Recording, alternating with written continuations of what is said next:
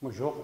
Donc, après avoir donc pratiquement terminé la correction de plusieurs examens des années précédentes de mécanique quantique, donc j'ai pensé à vous faire une révision générale du cours de mécanique quantique, ce que les étudiants, que ce soit SMC ou SMP, ils doivent savoir pour préparer leur examen.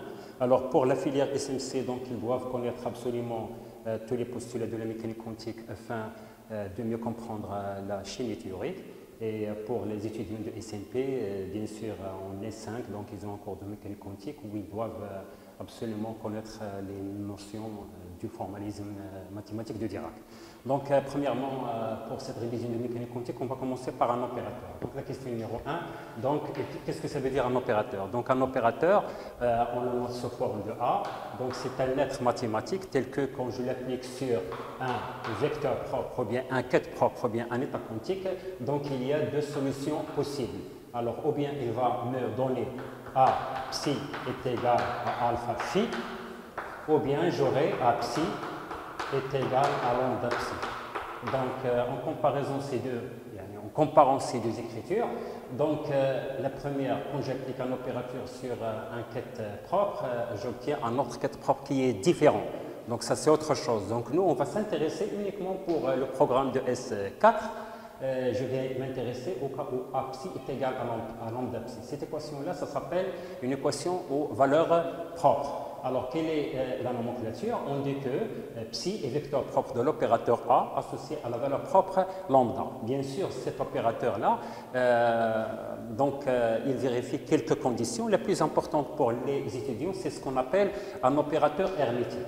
Donc, A est hermétique, l'opérateur A est hermétique si l'opérateur A est égal à son adjoint. Et bien sûr, comme vous avez vu avec vos profs de mécanique quantique, donc l'opérateur A, il peut être écrit sous forme linéaire, comme le hamiltonien d'un système, comme l'opérateur parité, comme le projecteur. Il peut être écrit sous forme d'une matrice d'ordre 2 ou bien une matrice d'ordre 3 comme par exemple le spin Lx, Ly, Lz ou bien sigma x, sigma y et sigma z. Donc on va s'intéresser qu'est-ce que ça veut dire un opérateur hermétique et après on va donner la définition de ce qu'on appelle une observable. Donc quelles sont les caractéristiques d'un opérateur hermétique? Donc si on vous donne un opérateur à sous forme d'une matrice, il faut que le conjugué du transposé de la matrice est égal à la matrice de départ. Dans ce cas, on dit que A est un opérateur hermétique. Donc, il a des particularités.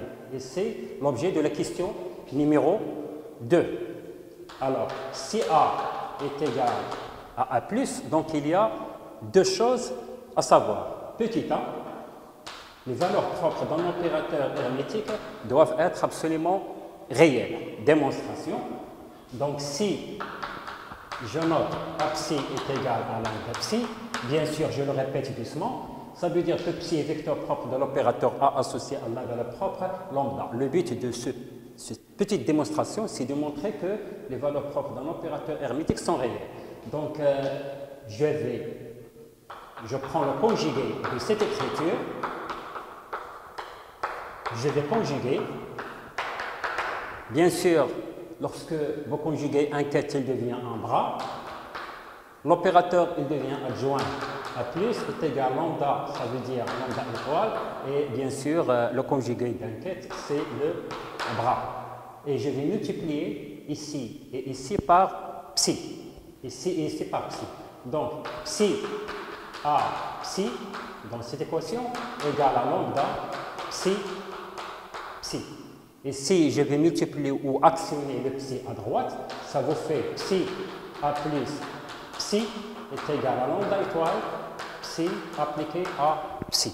Et bien sûr, la condition primordiale en mécanique quantique, il faut que les vecteurs propres doivent être normalisés à 1. Ça veut dire que le bracket psi-psi ou le produit scalaire psi-psi doit être égal à 1. Et comme A plus est égal à A, la condition de l'herméticité de cet opérateur, on trouve que lambda est égal à lambda étoile. Donc on a démontré que les valeurs propres d'un opérateur hermétique sont réelles, ou ils doivent être réels. Je passe à la question B. Deux vecteurs propres de A qui est un opérateur hermétique associé à deux valeurs propres différentes, sont orthogonaux. C'est-à-dire A psi 1 est égal à A psi 1, et vous avez A psi 2 est égal à B psi 2. Donc ça veut dire que c'est un opérateur qui a deux vecteurs propres et deux valeurs propres. Et on doit montrer que psi 1 et psi 2 doivent être orthogonaux, c'est-à-dire que le produit scalaire doit être égal à 0. Donc on doit démontrer que psi 1 psi 2 doit être égal à 0 obligatoirement. Donc ce qu'on va faire, je vais actionner ou multiplier à gauche ici par psi 2 et ici par psi 1. Donc je fais quoi? Donc ça fait psi 2 à psi 1 est égal à psi 2 psi 1. Donc ici je multiplie par psi 2. Ici le contraire, je vais faire multiplier par psi 1. Donc ça vous fait psi 1 à psi 2 est égal à B psi 1 psi 2. Donc ici vous avez psi 2 psi 1, ici vous avez psi 1 psi 2. Donc une méthode simple, c'est que je vais conjuguer la première équation. Donc si je la conjugue, donc ça vous fait psi 1, donc le ket psi 1 devient bras, A il devient A+, mais c'est un opérateur hermétique, donc A+ égale à A, et le bras psi 2 il devient un ket psi 1. Donc ça vous fait A psi 2 est égal, ici logiquement je devrais avoir A étoile, mais comme c'est un opérateur hermétique, les valeurs propres doivent être réelles, donc A égale à étoile, donc ça vous fait A psi 1 psi 2. Je recopie cette équation, psi 1 à psi 2 égale à B, vous avez psi 1, psi 2. Donc vous avez le même élément de matrice, donc ça est égal à ça. Donc ça vous fait A psi 1, psi 2 égale à B, psi 1, psi 2. Donc je vais mettre psi 1, psi 2 en facteur. Donc l'élément de matrice psi 1, psi 2, facteur de A moins B, qui doit être égal à 0. Mais comme A et B sont deux valeurs propres du même opérateur A et qui sont différents, donc A il est différent de B, donc il nous reste une seule solution, il faut que le produit scalaire psi 1 psi 2 est égal à 0. Donc le bracket psi 1 psi 2 égale à 0, ça veut dire qu'ils sont orthogonaux. Je continue. Donc je passe à la question numéro 3. Alors, soit A et B, deux observables. Donc, qu'est-ce que ça veut dire une observable? Une observable, on dit que A, un opérateur A est une observable si, premièrement, l'opérateur est hermétique. Deuxièmement, il faut que les vecteurs propres doivent être orthonormés, c'est-à-dire ils vérifient l'orthogonalité, c'est-à-dire psi 1, psi 2 égale à 0, et la normalisation, ça veut dire psi 1, psi 1 égale à 1, psi 2 est égal à 1. Donc, ici, il y a ce qu'on appelle, c'est une A, B entre deux crochets, c'est ce qu'on appelle un commutateur. Alors, le commutateur de deux observables A et B est égal par définition à B moins BA.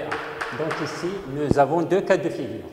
Donc si le commutateur AB égale à 0, si le commutateur est égal à 0, donc ça veut dire que AB est égal à BA.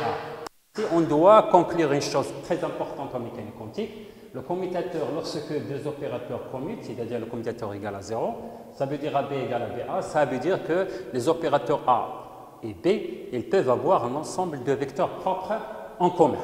Alors, la question, si psi est vecteur propre de A, donc on va écrire A psi est égal par exemple à psi. Donc si psi est vecteur propre de A associé à la valeur propre petit a qui est réel, alors on doit démontrer que B psi est aussi vecteur propre de A associé à la même valeur propre petit a. Donc démonstration. Donc je répète, si le commutateur AB égale à 0, si psi est vecteur propre de A, B psi est aussi vecteur propre de A avec la même valeur propre. Donc le commutateur AB égale à 0, ça veut dire que AB égale à BA. Alors, est-ce que B psi est aussi vecteur propre de l'opérateur A? Donc ce qu'on va faire, je fais donc AB égale à BA, je vais multiplier les deux côtés par le ket psi, donc ça vous fait BA psi. Or, BA est égal à AB. Donc ça veut dire que ça vous fait ici A. Donc A B psi est égal à B epsi. Donc je vais venir ici, A psi égale petit a psi, et je vais multiplier à gauche par l'opérateur B. Donc ça vous fait B A psi est égal à petit a B psi. Comme le commutateur AB égale à 0, ça veut dire que AB égale à BA. Donc je vais remplacer ici par AB. Donc ça vous fait AB psi est égal à petit a B psi. Donc si je fais comme ça, c'est une équation aux valeurs propres. Ça veut dire que B psi est aussi un vecteur propre de l'opérateur A associé à la même valeur propre petit a. Bien. Alors, je passe maintenant à la question B. Alors, si phi et psi sont des vecteurs propres de A de valeurs propres différentes, alors, par exemple, si j'ai A psi est égal à petit a psi, et vous avez A phi est égal, par exemple, à B phi. Quelle est la remarque? Alors, il faut absolument que l'élément de matrice phi B psi doit être égal à 0. Je répète la remarque. Si phi et psi sont des vecteurs propres d'un opérateur A de valeurs propres différentes, alors il faut absolument que l'élément de matrice est égal à 0. Donc, qu'est-ce qu'on va faire? Donc, je vais ici, par exemple, multiplier par B. Donc, on est toujours dans le cas où le commutateur AB égale à 0. Donc, B A psi est égal à A B psi. Donc, j'ai multiplié à gauche par B. Ici, je sors la valeur propre. Donc, ici, la même chose, je vais multiplier par B. Donc, ça vous fait B A phi est égal à B phi. Et on veut démontrer ça. Donc, ici, j'ai psi, psi, donc je vais multiplier à gauche par phi. Donc, ça vous fait phi B A psi est égal à A phi B psi. La même chose ici. Ici, je vais multiplier à gauche par psi. Donc, ça vous fait psi B A phi est égal à B psi B phi. Je peux effacer ici. Ici, nous avons l'élément de matrice phi B psi, ici psi B phi, donc je peux conjuguer l'une des deux. Donc si je conjugue ici, donc le bras devient quête, le quête devient bras, et ici j'aurai BA+, B plus, BA+, donc c'est A plus, B plus. Et comme les deux opérateurs sont hermétiques, donc c'est AB. Donc alors j'aurai psi. Logiquement, je devrais avoir ici A plus, B plus, ici. Donc si je conjugue, ici, BA plus. On a déjà vu dans le cours que AB plus est égal à B plus A plus. Donc ici, j'aurai A plus, B plus. Donc ça vous fait A plus, B plus, phi est égal à étoile. Il est réel parce que l'opérateur il est hermétique, donc les valeurs propres de l'opérateur hermétique sont réelles. Ça vous fait A. Et ici, donc ici, ça va vous donner B plus, phi. Donc, ça vous fait psi. Ici, le commutateur, donc A plus c'est A, B plus B parce qu'ils sont hermétiques, phi est égal à A, psi, B plus égal à B parce qu'il est hermétique, qui doit être égal à ça. Et comme le commutateur est égal à 0, ça veut dire BA est égal à B. Donc, je vais remplacer BA par AB. Donc, ça vous fait psi AB phi égale à B, psi B phi. Donc, quand vous avez le même élément à gauche, donc ça égale à ça. Donc, ça vous fait psi B phi égale à B, psi B phi. Je vais le mettre en facteur. Donc, ça vous fait A moins B, élément de matrice phi égale à 0.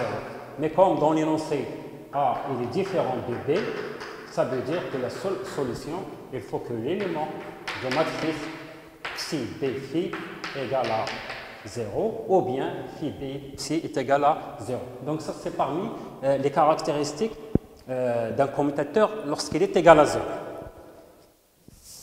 Donc on passe à la question 4. On passe à la question 4. Alors, la question 4, on définit la fonction d'un opérateur par, alors f de A, par exemple égale à 5 sur n, vous avez fn qui est un coefficient et vous avez un opérateur A à la puissance n, où fn sont les coefficients de la série. Alors, la remarque, si psi est vecteur propre de A associé à la valeur propre petit a, c'est-à-dire que psi est égal à petit a psi. Alors, qu'est-ce qu'il faut démontrer? Alors, si psi est vecteur propre de A associé à la valeur propre petit a, psi est aussi vecteur propre de f de A avec la valeur propre de f de A à calculer. Donc ici, nous avons f de A est égal à ça. Donc ici, on a A à la puissance n. Donc je vais commencer. Ici, vous avez n égale à 1. Je vais commencer par n égale à 2. A psi est égal. Donc ici, je vais multiplier par A, donc ça fait A au carré. Donc ici, je multiplie aussi par A. A psi. Et comme A psi est égal à petit a psi, donc ça veut faire A au carré, psi. Donc ici, vous avez la même chose. Donc par référence, nous avons AN psi est égal à AN psi. Donc ici, j'ai multiplié par Fn. Donc ça vous fait N psi est égal à AN. Donc ça fait Fn AN psi. Et ensuite, je vais introduire la sommation. Ici, je vais introduire la sommation. Donc, ça vous fait sigma sur n, Fn AN psi est égal à 100 sur n, Fn AN psi. Donc, ça, ce n'est rien d'autre que f de A appliqué à psi. Et ça, je peux dire que ça fait f de A appliqué à psi avec, bien sûr, f de A f de petit a égale à 100 sur n à n f n. Donc a à la puissance n. Donc ça vous fait fn a à la puissance n. Donc si a chez petit a est vecteur propre de l'opérateur a associé à la valeur propre à vecteur propre psi, alors a n, donc est le rapport valeur propre a à la puissance n. Donc la fonction de l'opérateur fa appliquée à psi, donc il aura pour vecteur propre le même qui est psi, mais la valeur propre c'est f de petit a, ça veut dire 100 sur n, fn à n. Donc, alors la question numéro 5, il dit quoi? L'état quantique d'un système à l'instant t. Donc tous les systèmes en mécanique quantique, ils passent d'un état initial, c'est-à-dire psi t égale à 0 ou bien psi t égale à t0 qui est donné logiquement dans les énoncés des examens, et il faut calculer l'état quantique du système à l'instant t ultérieur. Donc ici, sans se casser la tête, par définition, on appelle l'état quantique d'un système, c'est 100 sur n, donc vous avez Cn de 0, exponentielle moins i de n t sur h bar, phi indice n. Donc ça c'est l'état quantique d'un système tel que h phi n égale à en phi n. Donc, généralement, dans tous les examens qui se présentent, on va vous donner l'état quantique d'un système à l'instant t initial, c'est-à-dire t égale à 0, ou bien t égale à t0, ça dépend de l'énoncé, et on va vous demander quel est l'état quantique du système à l'instant t ultérieur. Donc, il faut connaître cette expression. Psi de t égale à ça. Avec les Cn0, on va essayer de vous expliquer comment on les trouve. Les En sont les vecteurs propres de l'opérateur H, qui est le hamiltonien du système qui va être donné. Et les phi n, ce sont les vecteurs propres de H associés aux valeurs propres En, qui sont les états d'énergie. Alors, pour trouver les Cn de 0, donc c'est assez simple. Donc, vous avez ici phi n, je vais multiplier à gauche par phi n, donc ça vous fait phi n. Si si je mettais égal à 0 pour me débarrasser de l'exponentielle, donc on va trouver que C1 de 0 égale au produit scalaire phi 1 psi t égale à 0, qui est une donnée de l'examen. Et là, si vous avez une matrice d'ordre 3 par exemple, vous avez n égale à 1, n égale à 2, n égale à 3, vous aurez 3 énergies, 3 valeurs propres, 1, 2, 3, et vous aurez 3 vecteurs propres. Donc si n égale à 1, par exemple, C1 de 0, ça fait phi 1 psi t égale à 0, si n égale à 2, etc. Il suffit de remplacer. Valeur moyenne d'un opérateur A, il s'écrit sous la forme de 3 méthodes. Donc on va faire 2 et la troisième méthode, c'est ce qu'on va faire le théorème d'Ehrenfest. Donc on va faire 2 cas.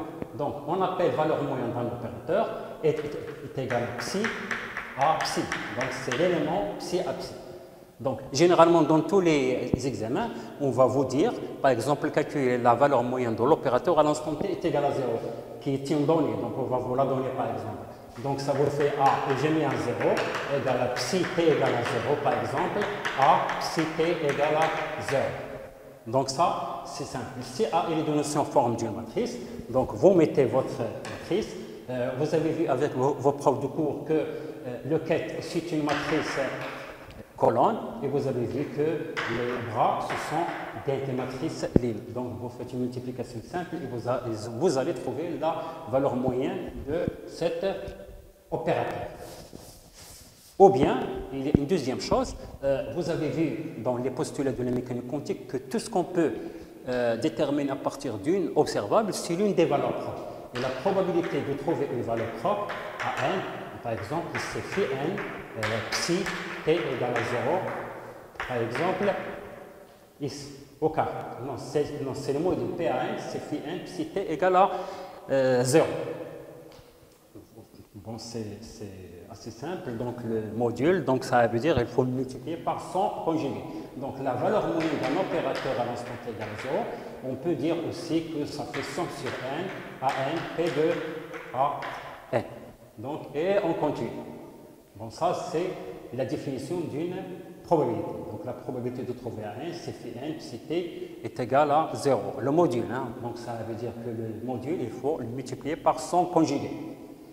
Et bien sûr, si on vous donne une matrice d'ordre 3, il faut que la somme des probabilités soit égale à 1. Et les bons étudiants, quand on leur pose ce genre de questions, donc ils calculent la valeur moyenne de deux méthodes, sous forme de méthode matricielle et sous forme somme sur n à n p à n. Ils font une comparaison pour être sûr de leur résultat.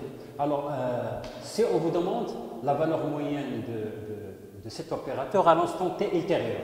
Donc c'est simple, c'est la même chose. Donc c'est la même chose.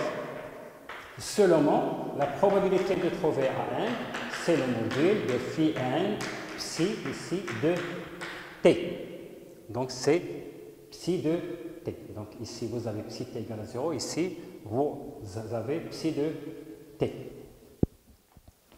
Donc, si la valeur moyenne de cet opérateur à l'instant t égale à la valeur moyenne de cet opérateur, même opérateur à l'instant t est égal à 0, on dit que c'est une constante de mouvement. Donc, donc ça c'est la notion de la probabilité et de la valeur moyenne. On passe à ce qu'on appelle le théorème d'Ehrenfest. Donc c'est la question 7. Alors, le Ehrenfest, donc ça veut dire que la dérivée par rapport au temps de la valeur moyenne d'une grandeur physique ici, c'est 1 sur h bar. Vous avez la valeur moyenne du commutateur AH. Donc ça c'est généralement, on la pose souvent dans les examens. Pour la démontrer, c'est simple. Vous avez l'équation de Schrödinger qui dépend du temps. C'est psi de t est égal à h psi de t. Donc, si je veux faire la démonstration, donc je peux faire t sur dt. On sait que la valeur moyenne de A, c'est ce qu'on a vu là, c'est psi t à psi t, est égal à h. Donc, c'est le produit de trois fonctions. Donc, ça vous fait d sur dt. Donc, je vais le mettre en couleur. Donc, ça vous fait d sur dt de psi de t. Donc, à psi de t plus Donc, psi de t, je dérive d sur dt de la valeur de A. Voilà. Psi de t plus psi de t A, et je dérive le quête d sur dt. D sur dt du quête psi de t.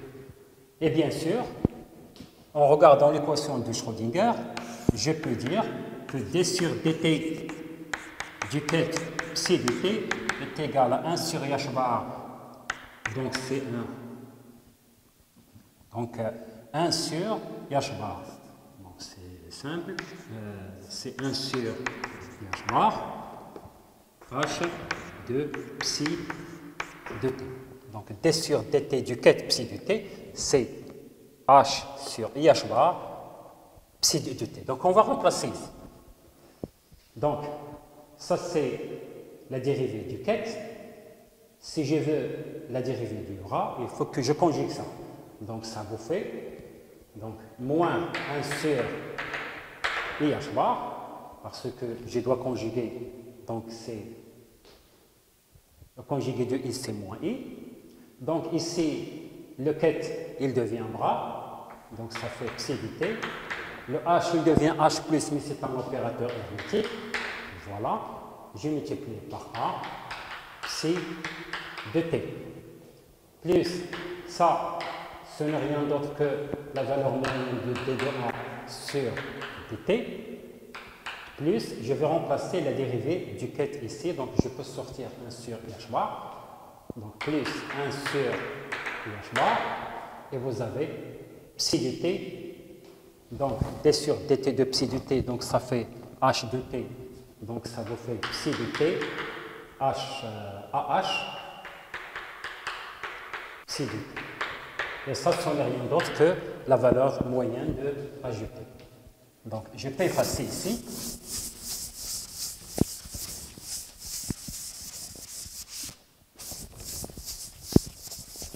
Donc, on trouve quoi?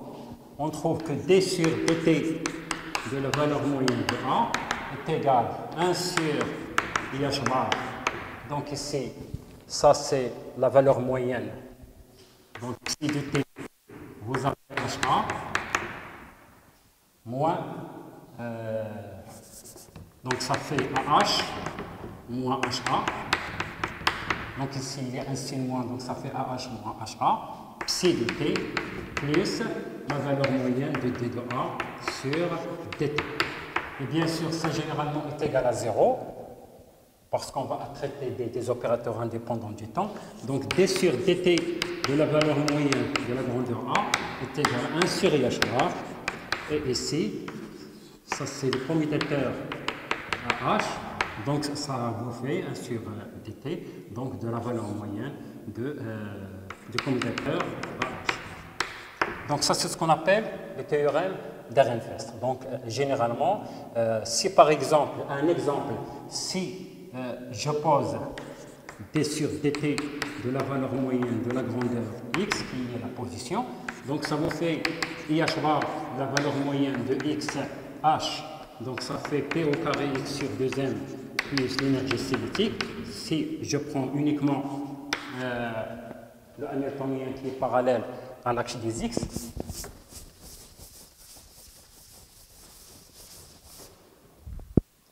donc ça vous fait d sur dt de la valeur moyenne de x est égal à 1 sur ih bar. Donc, x, p au carré x, donc, commutateur d'une somme, ça vous fait xp au carré x sur 2m, plus le commutateur xpx. Et comme le commutateur xpx égale à 0, donc il vous reste uniquement x, p au carré x sur 2m. Donc, on va calculer le commutateur. Donc, ça vous fait x, p au carré x est égal à x, px, px, plus px, px, px. Donc ça ce sont des notations, sur le commutateur. Avec x, px est égal à ih bar, vous avez x, ça fait ih bar, et on déduit directement que x, p au carré x égale à 2 ih bar, px. Donc si je remplace ici, donc ça vous fait ih bar, donc la valeur moyenne de 2 fois ih bar Px. Donc je sors l'IH bar, donc je simplifie. Donc ici il y a 2 m, donc ici il y a 2 m, je simplifie aussi par m, le m ici, voilà. Donc j'ai oublié de faire sortir, donc il reste m, et ici il y a 1, 2. Donc je simplifie, donc ça vous reste 1 sur m, la valeur moyenne de P de x. Or, en mécanique classique, P de x est égal à mv, donc je remplace, donc ça vous fait 1 sur m v de x, je simplifie par le m, et on trouve que d sur dt de la valeur moyenne d'une grandeur x est égal à v de x, donc c'est la relation entre la mécanique quantique et la mécanique classique, donc il y a c'est-à-dire une similitude. La dérivée d'une position par rapport à t, c'est une vitesse. Donc en mécanique quantique aussi, la dérivée par rapport au temps de la grandeur x qui représente l'opérateur x est égale à une vitesse. Donc la question numéro 8, alors il y a ce qu'on appelle l'égalité des Heisenberg. Alors delta A, delta V est supérieur ou égal, donc ça fait 1 demi, la valeur moyenne de commutateur A, B, module. Donc ça c'est ce qu'on appelle l'égalité de Heisenberg. Alors par exemple, si l'opérateur A est égal à la grandeur x, et si B est égal à Px ou Vx, donc ça fait delta x par exemple, delta Px est supérieur ou égal à 1 sur 2, donc module commutateur x Px. Voilà, or ça est égal à IH bar sur l'opérateur identité, donc ça fait delta x, delta Px est supérieur ou égal à 1 demi. Bon, ici, c'est assez simple, module de I est égal à 1, H bar, je la sors, donc il devient H bar sur 2, et la valeur moyenne de 1, c'est 1. Donc on trouve ça. La même chose pour delta x, delta py est supérieur ou égal à h bar sur 2, delta z, delta 2pz est supérieur ou égal à h bar sur 2. Ça veut dire quoi en physique? Ça veut dire qu'en mécanique quantique, contrairement en mécanique classique, je mesure la position d'une particule, ensuite je détermine sa vitesse, son accélération pour déduire l'équation de mouvement. Par contre, en mécanique quantique, cette équation nous montre qu'il est impossible de mesurer en même temps la position et la vitesse d'une particule, parce que si je remplace px par mv, donc si je détecte la position, je perds la mesure de la vitesse. Et inversement, si je mesure la vitesse, je ne peux pas localiser le x. Donc il est impossible de mesurer simultanément et la position et la vitesse d'une particule. Donc je pense que on a traité tous les postulats, à savoir tout ce qu'on peut mesurer à partir d'une grandeur physique qui caractérise un opérateur sur l'une des valeurs propres. Si l'opérateur est hermétique, il faut absolument trouver que les valeurs propres doivent être réelles et les vecteurs propres doivent être normalisés, orthogonaux ψ1, ψ2, et ψ1, ψ1 égale à 1, ψ2, ψ2 égale à 1, etc. Ça dépend de l'ordre de la matrice. Alors, on a vu que tous les systèmes sont donnés par un état initial et un état final. On commence par psi t égale à 0, donc c'est une donnée qu'on vous la donne. Et on va vous demander par exemple de calculer psi dt. On a vu que psi dt se somme sur n de Cn de 0 exponentielle moins IEN t sur h bar phi indice n. Nous avons montré comment on calcule les coefficients Cn de 0. On a montré d'une manière générale comment on calcule une valeur moyenne, donc c'est à partir des probabilités. Donc ça veut dire la probabilité de trouver une valeur propre, par exemple phi an, c'est le module de phi 1 psi de t au carré, etc. Et à la fin, l'étudiant doit remplacer que la somme des probabilités doit être égale à 1 obligatoirement. Deuxièmement, on a montré les valeurs moyennes, donc il y en a 3. Alors, ou bien la valeur moyenne d'un opérateur psi A égale à psi de t A psi ou psi t égale à 0 A psi, ce sont égales, on dit que c'est une constante de mouvement. Ensuite, on peut calculer une valeur moyenne à partir de la forme matricielle, donc la matrice de A, fois le psi de t se forme d'une matrice colonne et à droite par une matrice ligne, et on doit trouver les mêmes résultats. Et pour finir, on peut utiliser aussi ce qu'on appelle le théorème d'Ehrenfest, c'est-à-dire t sur dt de la valeur moyenne de la grandeur A égale 1 sur IH bar. valeur moyenne de commutateur AH. Et on doit trouver la même chose. Et à la fin, alors pour finir, donc ça c'est une inégalité de Heisenberg. On a montré qu'il est impossible, par exemple, si on vous donne A et B, donc ça c'est la notion. D'après cette équation-là, la conclusion, on ne peut pas mesurer en même temps et la position et la quantité de mouvement d'une particule. Donc si on mesure x, on perd la notion de la vitesse. Si je mesure la vitesse, je ne peux pas localiser la particule. Donc j'espère qu'avec ce petit cours qui est une révision générale sur le formalisme de Dirac, les commutateurs, c'est-à-dire d'une manière générale la notation de Dirac, plus les examens que vous avez faits, et je pense que vous serez, Inch'Allah, prêt pour que ce soit pour le S5 en chimie théorique ou bien pour le S5 lorsque vous allez faire en SMP, les méthodes variationnelles, les méthodes de perturbation du temps, etc., etc. Je vous remercie beaucoup.